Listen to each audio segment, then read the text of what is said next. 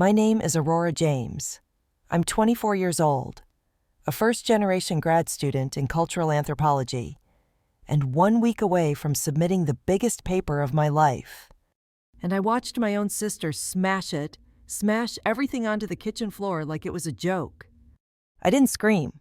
I didn't cry. I just sat there in stunned silence as the screen of my laptop shattered like ice. And my parents laughed. They laughed. That was the moment something inside me broke, but not in the way they expected. People always talk about family being your safe place. Mine felt like a battlefield dressed up as a dinner table, the kind of place where silence was weaponized and love came with conditions.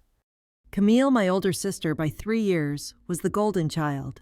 Beautiful, effortlessly charming, and totally reckless. She dropped out of college after 1 semester, but somehow still lived like a trust fund heiress, brand new clothes, last-minute vacations, a shiny car parked in the driveway, all paid for by my parents. No questions asked. Meanwhile, I was working 3 jobs: a barista at the campus cafe, a cashier at a dusty old bookstore downtown, and a late-night transcription gig online that slowly killed my wrists. My body was always tired, my mind running on caffeine and survival mode. But still I was proud. Proud that I'd made it this far without anyone's help. Proud that despite being the family oddball, the library mouse, as Camille loved to call me, I was close to earning a master's, the first one in our bloodline. They never said congratulations, not once. That night, I came home after a double shift. My feet ached, my hands were cold, and my mind was buzzing from too much espresso. I brought my old beat-up laptop to the dinner table, hoping to sneak in a few edits to my thesis abstract before collapsing into bed. Big mistake. Camille took one look at it and narrowed her eyes. "You bring that thing to dinner now," she scoffed, twirling her fork like she was on reality TV. "What are you even writing about tribes and mushrooms?" I didn't look up. "It's on cultural resilience," I murmured. "Submissions next week." "Oh my God," she laughed, leaning back in her chair. "No one cares about your little anthropology fan fiction." My mom chuckled without looking up from her wine glass. "Aurora, just eat. You're always so intense." And then Camille stood. She walked around the table slowly, like a lion circling prey. I knew the look in her eyes, performative mischief. The kind she used at family barbecues when she'd prank neighbors or borrow mom's credit card for concert tickets. "Let's see what all the fuss is about," she said. "Camille, don't I started, but too late." She grabbed the laptop, lifted it just high enough for suspense, and then let it fall. Crack! Metal met tile. The screen split like a windshield. The hard drive let out a horrible clunk. I could swear I felt it in my chest. "Oops," she said with a smirk. "Guess she'll finally stop acting like she's better than us." Silence. Then, my mom laughed. Not a belly laugh. A cold, dismissive chuckle. "Aurora, you need to toughen up. You're too sensitive." My dad, he just sipped his whiskey and muttered, "Maybe it's a sign. Maybe she wasn't meant to graduate." No one apologized. No one asked if I had backups. They just kept eating.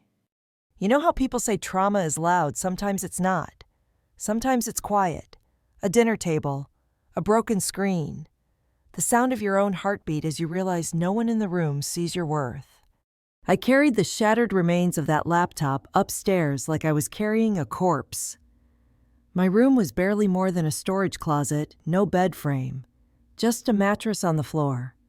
I sat on the edge and stared at the ceiling, blinking back nothing, because I couldn't even cry. Downstairs, I heard them watching TV, laughing. No one knocked. I pulled out my phone. 7 days.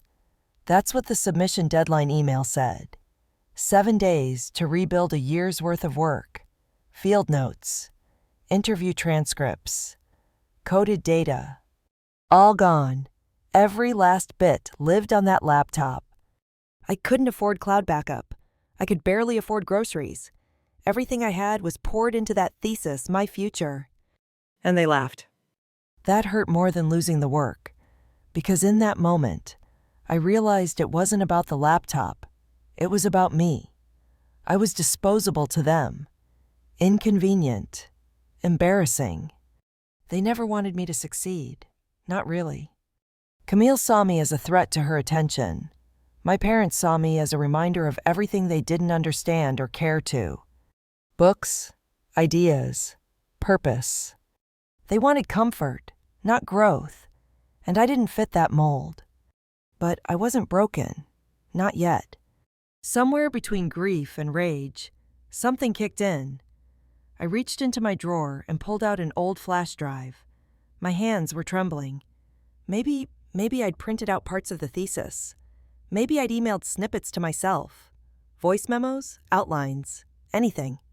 I had no plan, just instinct and fire. I stayed up all night, shuffling through crumpled notes, emailing old professors, scouring my phone's storage, anything to piece back together what Camille had tried to erase. By sunrise, I had a makeshift bag packed the flash drive, a legal pad, a highlighted hard copy of my abstract. No breakfast, no goodbye. I walked to campus before the library even opened, sat on the stone steps in the cold, and waited. That morning, as the sun bled over the quad, I told myself one thing. They think this is the end of the story. But I'm just getting started. The library doors unlocked with a soft click. I was the first one in. It was still quiet, the kind of stillness that only exists in early morning hours, when the world hasn't remembered to be cruel yet. My sneakers squeaked against the floor as I made my way to the farthest corner, where the computers were tucked beneath flickering fluorescent lights. I didn't even take off my coat.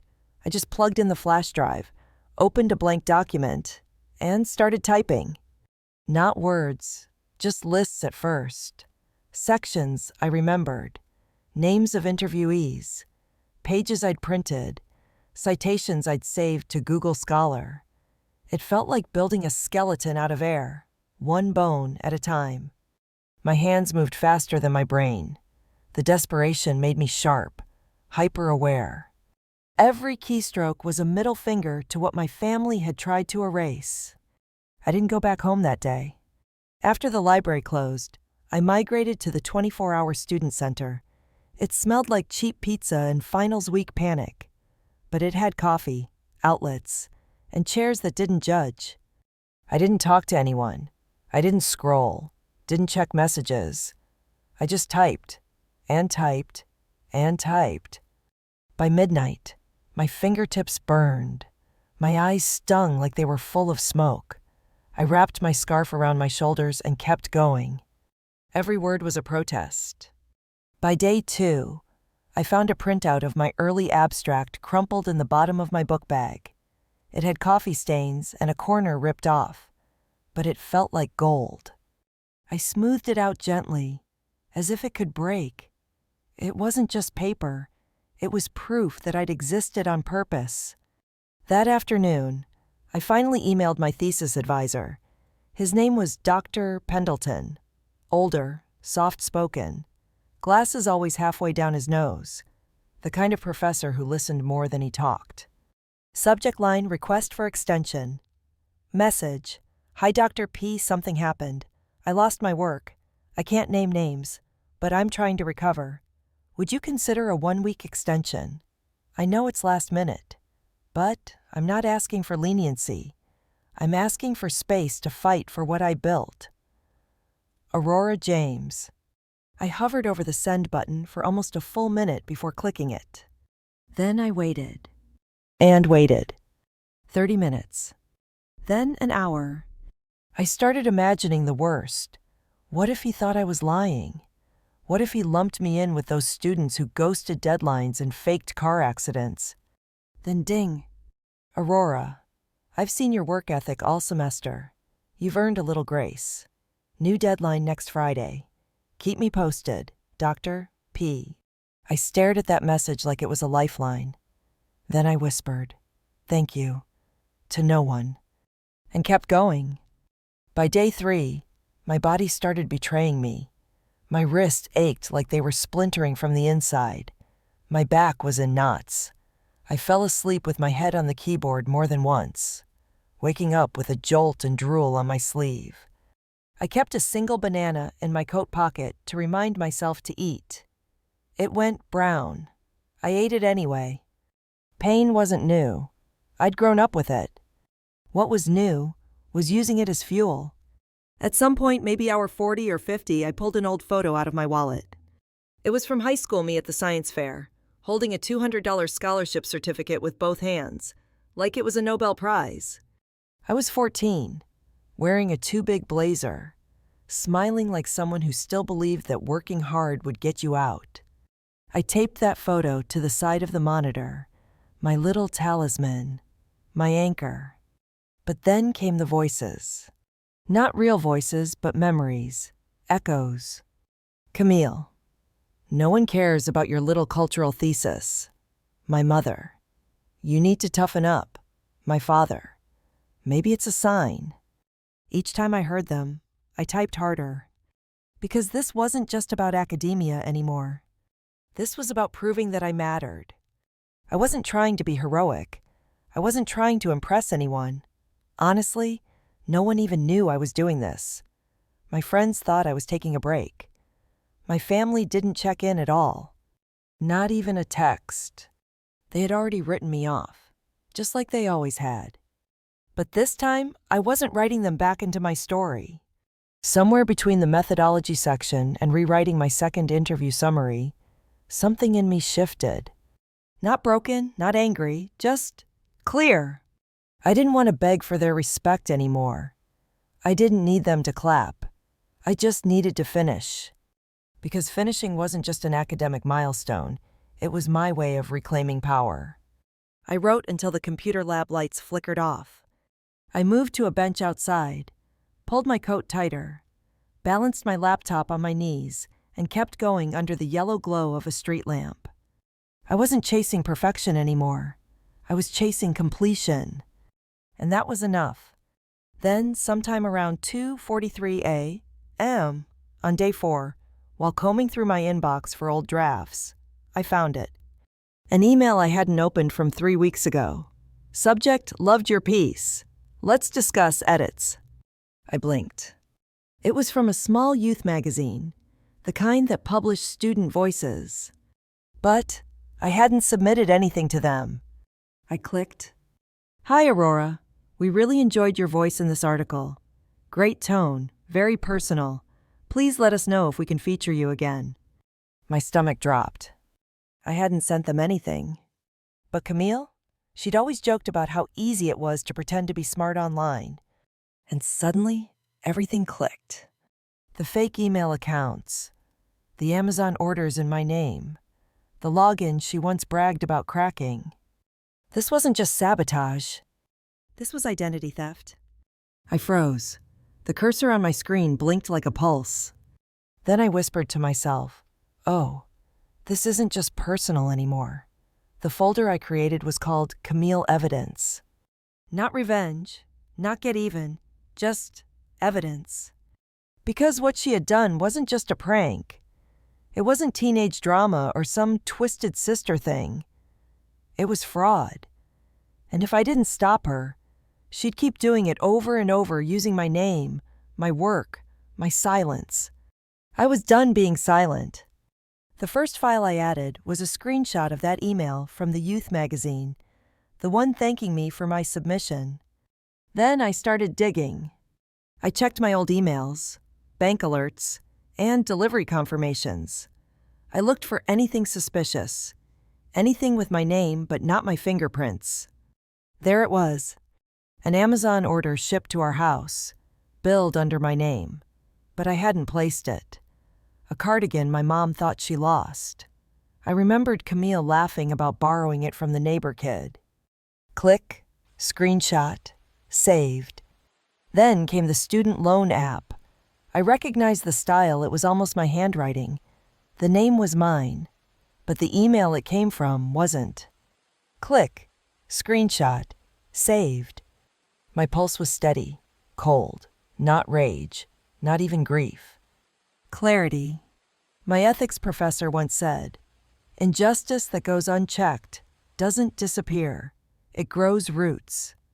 Camille had a forest. I found a group chat screenshot where she bragged about recycling an old paper, my paper. She sold it on an online marketplace for $50, then did it again under a different username. I checked the site. She had submitted the same plagiarized essay to 3 different platforms, and one of them was for a competition I almost entered. Almost. Click, screenshot, saved. At this point, I had over 20 files, emails, receipts, forum usernames, images of texts she sent, even an old voice memo from a birthday party, where she laughed about finessing her way through life because Aurora's the smart one. I just borrow the costume. That line burned. She didn't just steal from me. She wore me. And then there it was. One message I'd missed, buried in a junk folder from 2 months ago. "Hey, Aurora, we never heard back about the writing mentorship. We're still interested if you are. Osa? Writing mentorship." I stared at it for a long time. Camille wasn't just pretending to be me for convenience. She was building opportunities in my name, getting invitations, recognition. It wasn't just a violation. It was erasure. If she had succeeded, she would have rewritten my entire academic identity, taken credit for the one thing I built with sweat and sleep deprivation. My work, my name, my future.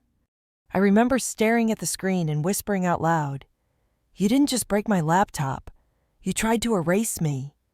And that was war. The next morning, I walked into the student legal clinic on campus. I hadn't slept. My eyes were bloodshot. My left wrist was taped up from overuse. But I had the folder, a fat zippered binder stuffed with color-coded tabs, timestamps, and labeled evidence. I walked up to the desk. The receptionist looked maybe 19, maybe bored. She asked, "What's this regarding?" I said, "Academic fraud, digital impersonation, identity theft." She blinked. "You have evidence?" I unzipped the binder and set it down. It hit the desk with a heavy thud. I do now. The next 3 hours were a blur of intake forms, documentation reviews, and legal jargon. But what I remember most clearly is the way the legal assistant looked at me after scanning the first few pages. "You've been busy." I nodded once. "She made it personal," I said. "I'm just responding professionally." And for the first time since this all started, I felt clean, not vindictive, not furious, clean. The clinic submitted formal complaints that afternoon.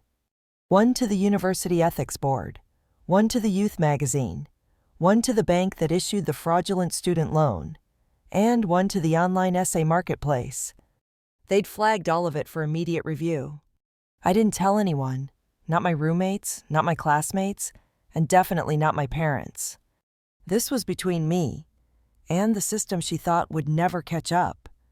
Later that evening, I sat at the student center again. My laptop was finally humming, the new draft of my thesis steadily climbing past the halfway point. But for the first time in days, I stopped typing. I just sat there, looking at the USB drive in my hand. Tiny, silver, scratched on the edges. It had saved me, not just because it held backups, but because it was mine. My anchor, my witness. I turned it over in my fingers and whispered, "We're almost there." Then I got back to work. But back at home, the storm had started brewing. At exactly 2:40 p.m., the youth magazine replied, "We're stunned to learn about this. Thank you for your transparency. We've escalated the matter to our legal team." 10 minutes later, I got a call from my dad. I didn't answer. 15 minutes after that, my mom texted Aurora, "Please call us." We didn't know it was this serious. Serious. Now it was serious. When my thesis was destroyed, it was just a joke. When my life fell apart, I was too sensitive. But now that Camille's future was unraveling, now they cared. At 6:29 p.m., Camille sent a single text. "You are ruining my life, you crazy bee." I blocked her. Then came the email from my mom. Subject line: family first. "Aurora, this is tearing us apart. Camille made some mistakes, sure, but you've taken it too far. The school is threatening to suspend her. She's devastated. Please retract the complaints. Let us handle it privately. No more outsiders. Please." No questions about how I was doing. No mention of my thesis. No apology. Just fear. Just damage control. They weren't worried about justice. They were worried about appearance. And that said everything. I looked at that email. Then looked at the photo taped to my monitor, the one of 14-year-old me, holding that $200 scholarship. She didn't need them to love her. She just needed to be safe. And I promised her I would be. That night, I didn't sleep. Not because I was afraid. I'd been afraid for years, and honestly, I was done with that. No, I didn't sleep because something in me had flipped, like a fuse that had always been faulty, finally snapping into place. I wasn't surviving anymore. I was planning. At 3:12 a.m., I sat cross-legged on the floor of the student center, a half-eaten protein bar in my lap, and my laptop glowing in the dark. My thesis file sat open in one window. In another 4 tabs, each labeled academic fraud, impersonation, credit misuse, and personal statement. Each tab held a different folder, organized, time-stamped, legal. Because I knew something that Camille never counted on. I wasn't just the library mouse. I was the one who watched. She never noticed when I saw her signing packages under my name, or when she used my email for online forums. She thought I was too quiet to fight, too busy to care. But the truth is, I cataloged pain the way other people take selfies. And now I was done archiving. It was time to act. I drafted my final complaint, a formal letter to the university's Academic Integrity Board. It included a timeline of violations, screenshots from Camille's fake account submissions, voice memo transcript of her mocking my thesis, evidence of her using my credentials on the youth magazine submission. At the end, I added a paragraph. This isn't about family drama. This is about academic integrity, about being forced to rebuild from ashes while the person who lit the fire pretends to be me in rooms I've never even entered. I am asking not for punishment, but for accountability. I read it out loud twice. Then I attached everything. And hit send? At 8:47 a.m. that Friday, I submitted my thesis. My fingers hovered over the button for 1 second. Then click. Done. Every word had been rebuilt from scratch. Every citation resourced. Every argument sharpened by nights of fire. It wasn't the thesis I wanted to write, it was better. Because it was born from grit, not comfort. But I didn't cry. I didn't celebrate. Because I wasn't finished yet. At exactly 9:02 a.m., I walked into the legal clinic one more time, this time with a printed binder and a USB drive clipped to my keychain.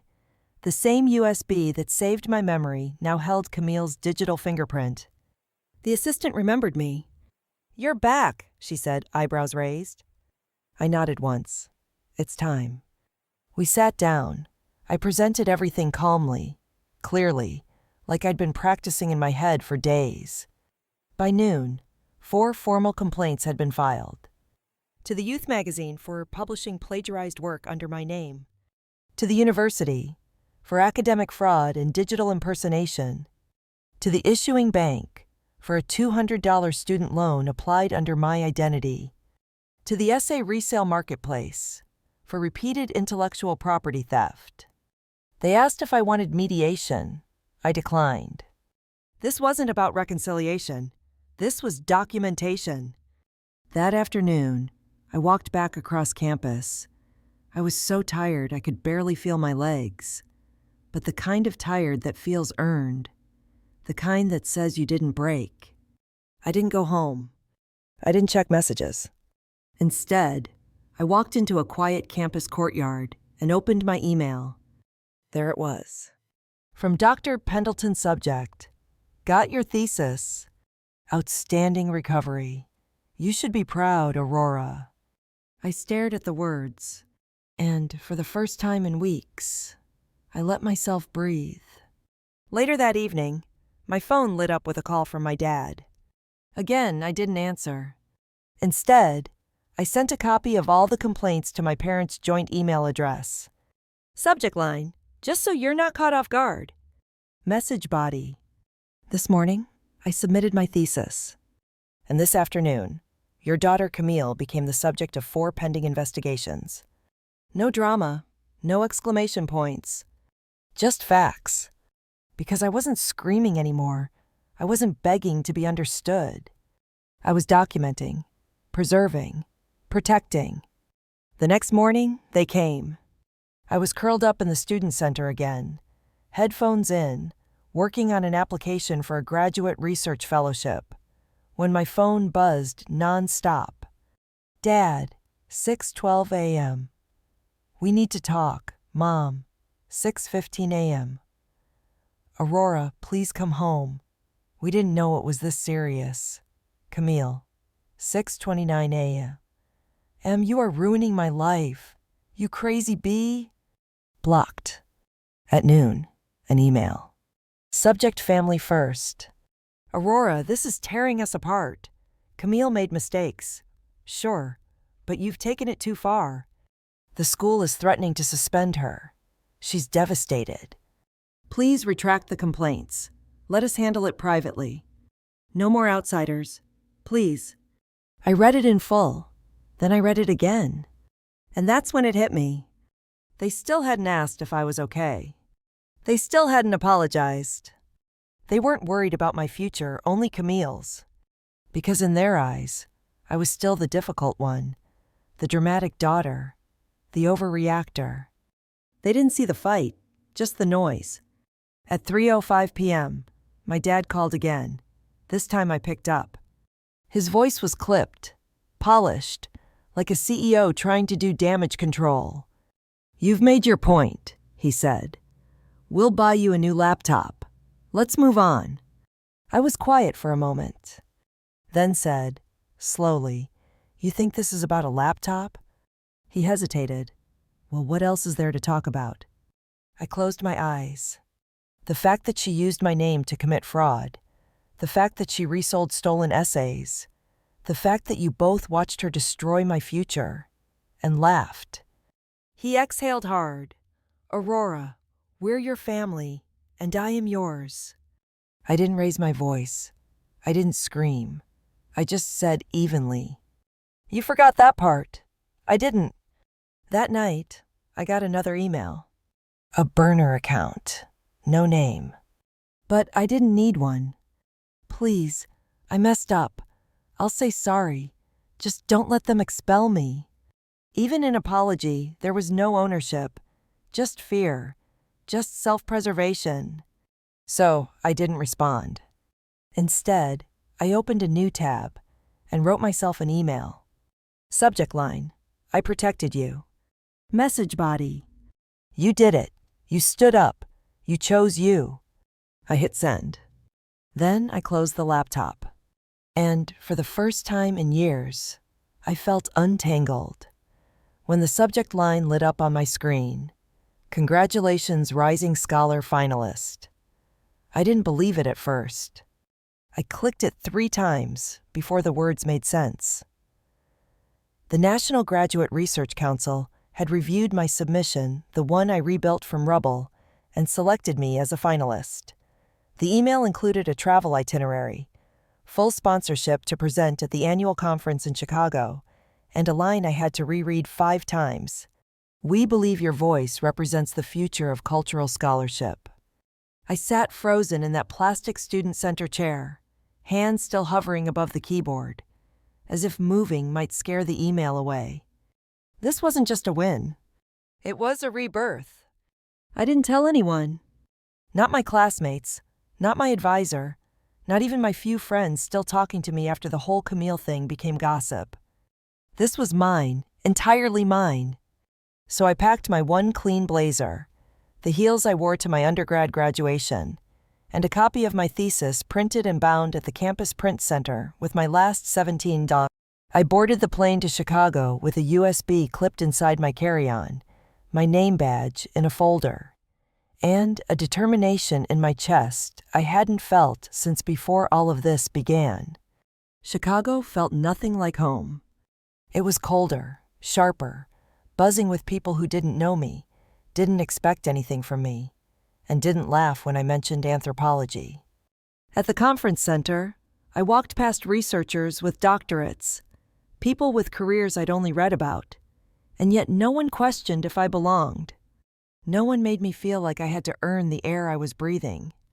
And when I stepped onto that stage nervous, yes, but steady, I remembered who I was.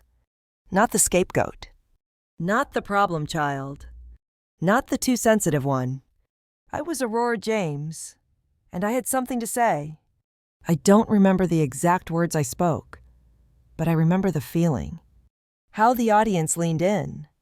How one professor nodded slowly, like he got it. How, when I finished, there was a second of silence, not because they were bored, but because they were processing. And then came the applause. Not just polite claps.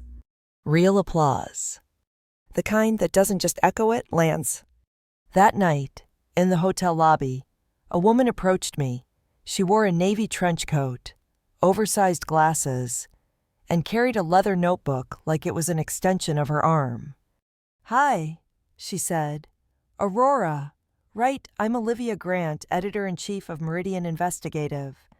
I heard your presentation, but I also heard something else." She lowered her voice.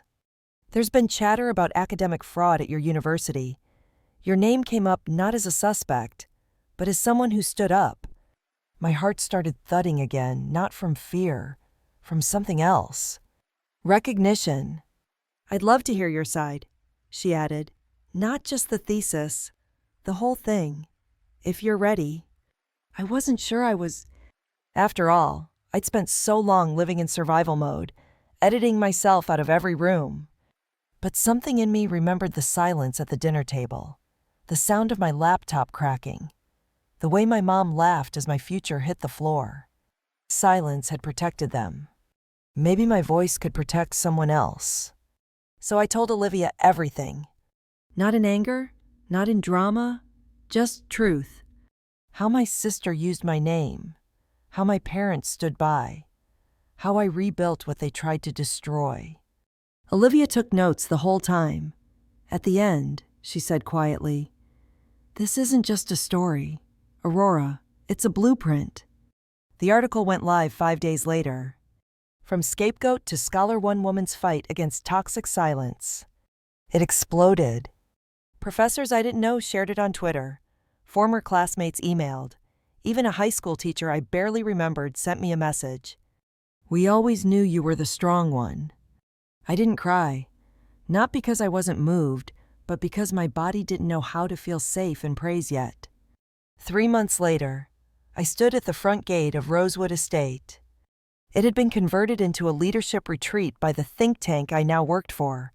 Once a private mansion, now it was a sanctuary for workshops, residencies, and innovation programs. And funny enough, it was the same property where my family used to host our annual 4th of July reunions. I'd spent so many summers here watching Camille pose in sundresses, my dad grilling like it was a cooking show, my mom sipping lemonade while gossiping about whose kid wasn't doing much with their life. And now I held the key card. Now I decided who got in. That morning, my assistant forwarded me a request. "Hi there. We'd like to book Rosewood Estate for the Carter family reunion. Same time as every year. Hope new management can accommodate." They didn't know who I worked for now, but I did. So I replied, "Thank you for your inquiry. As per our updated policy, bookings involving individuals with unresolved legal actions or a history of documented abuse will be declined. We wish you the best in finding an alternative venue. No rage, no drama, just a gate closed. Firmly. A week later, I was helping set up for a women's leadership retreat when a black SUV pulled up the gravel path. I paused, clipboard in hand. The doors opened, and there they were. My mother stepped out first, wearing a floral scarf I recognized from a past life. My father followed, more tentative, like he didn't quite believe what he was seeing. They didn't recognize me at first. Not in the white linen suit. Not with my badge clipped to my belt. Not with a program director beside me calling me Director James. But then they did. My mom's mouth parted. My dad froze. "Aurora," my mom said softly, stepping forward. "We didn't know you."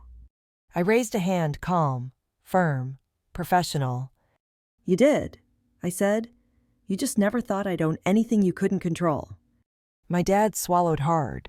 We didn't mean to hurt you." I tilted my head slightly. "Then why did you laugh when she did?" They said nothing. Just stood there, small. Not because I was cruel, but because I was free. Can we still use the grounds my mom tried again? Just for family, just this once." I smiled, gentle, final. "There's a lovely public park 2 towns over," I said. "You'll find it less intimidating." And then I turned. Not with anger. With peace? Because I didn't need their guilt. I didn't need their applause. I didn't need anything they'd tried to withhold from me. As I walked back toward the house, keycard in hand, badge swinging at my waist, I felt the wind move through my curls. And for the first time in my life, silence didn't sting. It healed. Olivia's voice was steady, but there was something sharp beneath it, like she already knew more than she was saying. "Aurora," she said again, "are you ready to go deeper?" I stood frozen in the middle of Rosewood's sunlit hallway, a clipboard still in my hand, fresh flowers being arranged just a few feet away for that day's retreat. But everything around me faded into silence. Go deeper. I thought the story was over. It wasn't. Later that evening, Olivia met me at a quiet cafe near campus. She slid a folder across the table, unmarked. Simple. Inside were screenshots, dozens of them. Emails, transaction records, student chat room conversations, usernames I didn't recognize, and some I did. "What am I looking at?" I asked. Olivia leaned in, fingers laced. "Your sister wasn't acting alone." It turned out Camille had been part of a small underground market reselling term papers, ghostwriting admissions essays, and swapping academic credentials in exchange for money, favors, even access to campus perks, a sort of black market for lazy privilege, all fueled by entitlement. It wasn't huge, but it was organized. And it went deeper than I thought. Camille hadn't just used my name for convenience. She'd used it because I was invisible, because I played by the rules, because people like me, quiet, diligent, overprepared, rarely get noticed, until someone else wants what we've built. Olivia slid one last photo across the table. It was a staff directory screenshot. One of the names listed under academic mentors at the youth magazine was Ethan B., Camille's ex, a guy I hadn't seen in over a year. Except, he was listed as having co-authored one of my articles. My hands went cold. The next few weeks were a blur of follow-up interviews, legal consultations, and media calls. I stayed mostly silent in public, but behind the scenes, I provided documents, cross-referenced accounts, and gave full permission for my story and evidence to be used in the growing investigation. And when the university opened an internal review, things moved fast. By the time midterms hit that semester, Camille had been formally suspended. Ethan had his mentorship revoked. 3 other students were flagged for academic misconduct tied to Camille's network. It wasn't revenge. It was repair goal. Of course, my parents didn't see it that way. "You're tearing this family apart." My mom had emailed, the subject line reading, "Enough already." My father called twice, left voicemails I didn't bother to open. And Camille. She went from threats to pity texts within a week. "Please, you've made your point. Can we just talk, just us?" But it was never just us. Because for years, it had only ever been them. One night, I sat at my desk with the USB in my palm, again softly thumbing the edges. It had become more than a storage tool. It was a memory vault, a survival relic. And it reminded me that everything they broke, I rebuilt. Not because I had to, but because I chose to. The story reached national education blogs. It became a case study in an ethics seminar at another university. One professor called it a modern parable about the price of silence and the power of documentation. I smiled when I read that line. Because I wasn't just rebuilding my name anymore.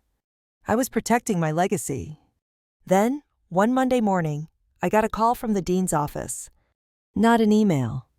A call. "Aurora," the assistant said, "we'd like you to speak at the upcoming Academic Integrity Symposium. As a keynote." I blinked. "Me?" "Yes," she said. "You're the reason we're updating our policy framework." At the symposium, I wore the same blazer I had in Chicago.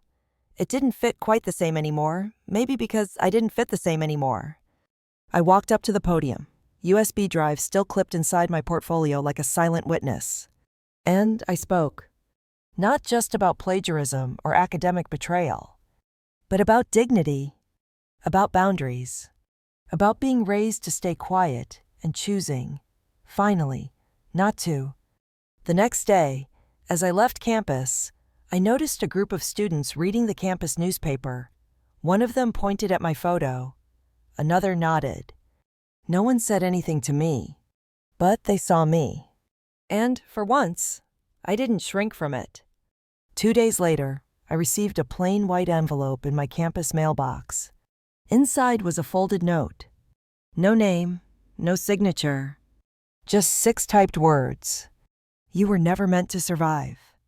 And beneath it, one line handwritten in small, neat script. "But you did, and now they're watching." I looked around. No one.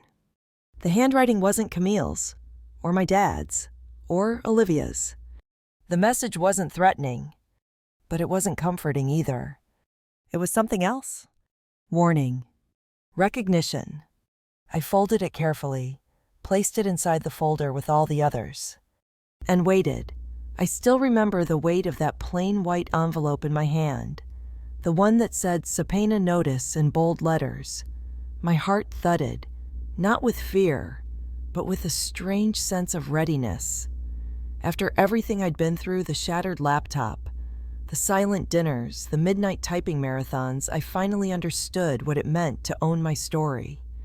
The next morning, I walked through campus with purpose. My heels clicked against the pavement as I clutched the subpoena in one hand and my portfolio in the other. The scholarship photo from high school was tucked into my blazer pocket, its edges worn and faded. It reminded me of 14-year-old me, eyes bright with possibility. I passed the student center, where I'd spent countless nights typing thesis pages until my wrists ached. I passed the library, where I'd rebuilt my entire future. Each place whispered a fragment of my journey, the scars and triumphs woven together. This campus had tried to silence me. Now it had to hear me. Olivia met me outside the administration building. Her navy trench coat flapped in the breeze, an echo of her invitation in Chicago. She offered a reassuring smile as she held up her phone. "They want to include your case study in the keynote. National Academic Board, not just the university," she said. "Major step." I nodded, feeling a spark of pride, quickly replaced by determination. Let's do it. Inside the boardroom, I set my USB drive on the polished oak table. That tiny piece of metal had once held kernels of hope, my field notes, interview transcripts, every citation. Now it held the roadmap of a scandal that spanned multiple campuses and a web of entitlement-driven fraud. The panelists shuffled papers as I took my seat. I drew in a steady breath, feeling the weight of every late-night keystroke behind me. When it was my turn, I stood and clicked the drive into the podium computer. The screen lit up with a timeline: laptop smash, data recovery, fraud evidence, legal complaints, conference talk, symposium keynote, subpoena. I spoke, voice clear. What started as personal betrayal blossomed into a systemic wake-up call. My family's laughter at my expense became the catalyst for uncovering a network that preyed on silent students. We witnessed a culture that values spectacle over scholarship, but we can change it. I paused, letting the words land. This journey taught me that silence is complicity, and that justice isn't revenge, it's accountability. It's making sure the next quiet student knows their voice matters. When I finished, the room erupted in applause. Not just polite claps, but sustained energy that seemed to validate every moment I'd ever doubted myself. As people filed out, one woman, a dean from another university, approached with tears in her eyes. "Your story is our story," she said. "We'll be revising our honor code next week." That was the moment I felt the full circle. The girl who begged for an extension after losing everything had become a standard-bearer for integrity. Later that day, I made my way back to Rosewood Estate. The summer retreat was in full swing, women in business suits and yoga pants networking on the lawn. The gate stood tall behind me, the same gate I'd shut on my family. I ran my fingers along the rough metal, picturing Camille's smug grin that night she destroyed my laptop. But those memories felt distant, like echoes from a past life. I lifted my badge director, Rosewood Leadership Retreat, and smiled. This property, once a symbol of my family's privilege, had become my platform for change. That evening, my phone buzzed with one last email from Olivia. Story ran on Meridian. Comments pour in. They're calling it a blueprint, not just a narrative. You changed the conversation. I closed my eyes and exhaled. The flash drive in my pocket felt lighter now, no longer a vault of pain, but a testament to survival. A week later, I sat alone in my office at Rosewood, reviewing the retreat feedback. The walls were lined with framed photos attendees shaking my hand in Chicago. The scholarship picture zoomed in beside an article clipping, and a snapshot of me leaning on the gate, wind in my hair. My gaze settled on the scholarship photo, 14-year-old Aurora, braces and all, beaming at a future she couldn't yet imagine. I reached into my desk drawer and touched the corner of that photo, then tucked it into a new frame beside my computer. It reminded me of a promise to protect her voice, always. Before I left for the weekend, I recorded a short message on my phone, my first ever video blog, raw and unpolished. To everyone who's ever felt invisible, who's been laughed at when they tried to rise, this is for you. Chase your voice. Document your journey. You deserve to be heard. I uploaded it with a simple title, You Matter My Story. Then I closed my laptop and stepped outside. The late afternoon sun warmed my face. The air smelled of lavender from the retreat gardens. In the distance, I saw a silhouette at the gate. My parents had come, not to beg or demand, but to watch. I didn't run to greet them. I didn't look away. I simply stood, shoulders back, eyes forward. The wind carried my video blog's audio faintly, as if the story was still playing. Because some stories never truly end. They keep echoing in lecture halls, coffee shops, bedrock truths. Mine began with a crack, a laptop falling to the floor. It could have been the end, but it wasn't. It was the beginning of a narrative about dignity, resilience, and the power of choosing yourself. And now, with my voice echoing beyond the walls that once confined me, I know one thing for sure. We all have the power to reclaim our stories. Thank you for watching Aurora's journey from a broken laptop to breaking systemic silence. If you've ever felt underestimated, share your story in the comments below. Don't forget to like, subscribe, and hit the notification bell for more stories that remind us. Your voice matters.